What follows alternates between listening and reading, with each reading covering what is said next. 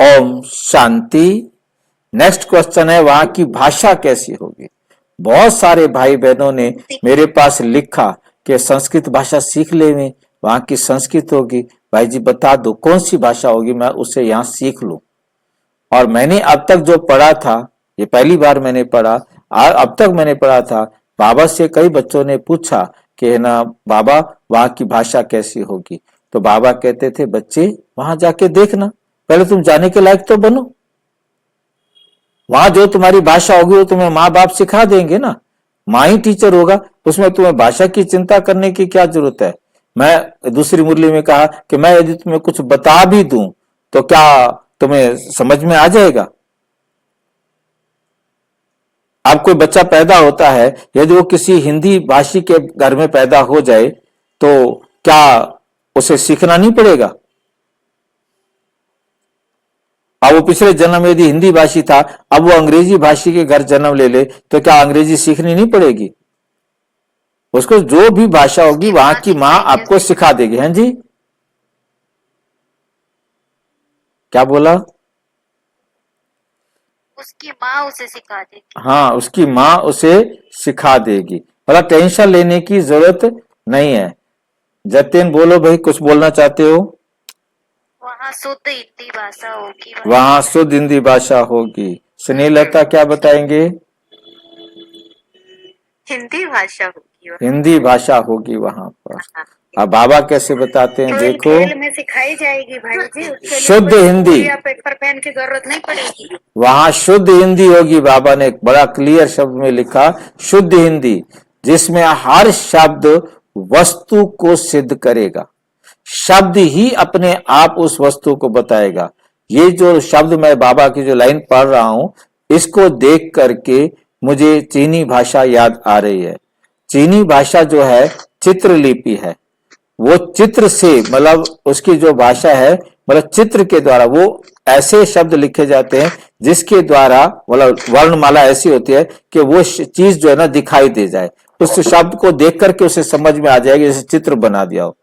चीनी भाषा की लिपि को चित्रलिपि भी कहा जाता है। पहले शुरू शुरू के अंदर जब हमारा आदिवासी जीवन था तो उस समय भी वो कुछ चित्र बना देते थे, जिससे आने वाला व्यक्ति समझ लेता था कि अच्छा वो क्या क्या बता के गए हैं। मतलब उस चित्र से देख करके समझ जाते थे कि वो पानी भरने गए हैं, शिकार करने गए हैं या क्या काम करने गए हैं, उनको मैसेज मिल जाता था। तो बाबा इस प्रकार की शुद्ध हिंदी लिपि हो, शुद्ध हिंदी भाषा होगी। हाँ जी, हाँ जी। लिपि मतलब जैसे भाषा में जो भी होते हैं वर्णमाला भी होती है ना, वर्णमाला होती है। उसमें लिपि, हाँ जी जी, उसमें लिपि भी होगी ही, लिपि होगी, परंतु समय भी लिपि होगी। भाई बाबा ने लिपि के लिए कोई यहाँ पर क्लियर नहीं किया। मैं तो बाबा की बात भाषा के ऊपर तो मैंने बाबा के बारे में बताया ना कि मैंने अब तक जितना मुरलियों में पढ़ा, ये मेरे सामने पहली मुरली आई है, इसलिए मैंने इस मुरली पर ये सोचा कि अलग अलग छोटे छोटे प्रश्न बना दूं ताकि सब तक पहुंच सके और सब इसको समझ सके कि बाबा क्या कहता है।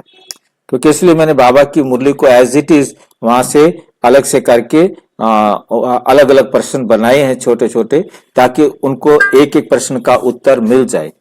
एक देखेगा तो दूसरे भी प्रश्न को वो उत्तर को ढूंढेगा और उसको मिल जाएगा। बाजी आपने शब्द वापरा कि वहाँ शिकार को जाएंगे, तो शिकार की क्या जरूरत है। शिकार को नहीं, मैंने ये नहीं बोला शिकार पर जाएंगे। मैंने ये कहा कि जब आदि काल का जो समय हमारे यहाँ दिखाते हैं, जब द्वापर शुरू हुआ तो गुफाओं में रहते थे, तो वो भी चित्र बना के जाते थे। मैं उससे अपने आप को समझाने की कोशिश कर रहा हूं कि जैसे आदि में जब आदिवासी समझो यहाँ आए, मनुष्य जो बच गए, धरती के टुकड़े टुकड़े हो गए, तो वो क्या करते, उनके पास कोई लिपि थी नहीं, कोई भाषा थी नहीं, तो वो एक दूसरे को समझाने के लिए ऐसे कोई चित्र बना देते थे जिससे उनको बात समझ में आ जाए। सतयुग में इस भाषा की जरूरत नहीं पड़ेगी कि वो शिकार करने जाएंगे, परंतु फिर भी उनकी भाषा हिंदी होगी, लिपि कैसी होगी वो बताई नहीं है। क्योंकि अब तक की मुरलियों में जो मैंने पढ़ा वो यही था, बाबा बताते ही नहीं थे। बाबा कहते क्या मतलब हुआ, तुम अपने आप को इस लायक बनाओ जब वहां जाओगे तो तुम्हें भाषा मिल जाएगी। पर तो ये मुरली पहली मेरे सामने मुरली आई है जिसमें बाबा ने कहा है कि हिंदी भाषा होगी, शुद्ध हिंदी ही होगी। हर शब्द वस्तु को सिद्ध करता हो करेगा, हर शब्द वस्तु को सिद्ध, मतलब शब्द से आपको समझ में आ जाएगा कि ये शब्द किसके लिए प्रयोग हुआ है। मतलब शब्द में ही उसका मीनिंग निकल आएगा। हाँ, शब्द ही समझा देगा, ऐसी भाषा होगी। ठीक है भाई जी, और हाँ बोलो। एक बार शीलू बहन जी के क्लास में बता रहे थे कि पहले तले जाके दृश्य वगैरह देख के आते ना, दो शब्द उन्होंने बताया कि जो कोम होता है ना उसको कहा जाता था कि केश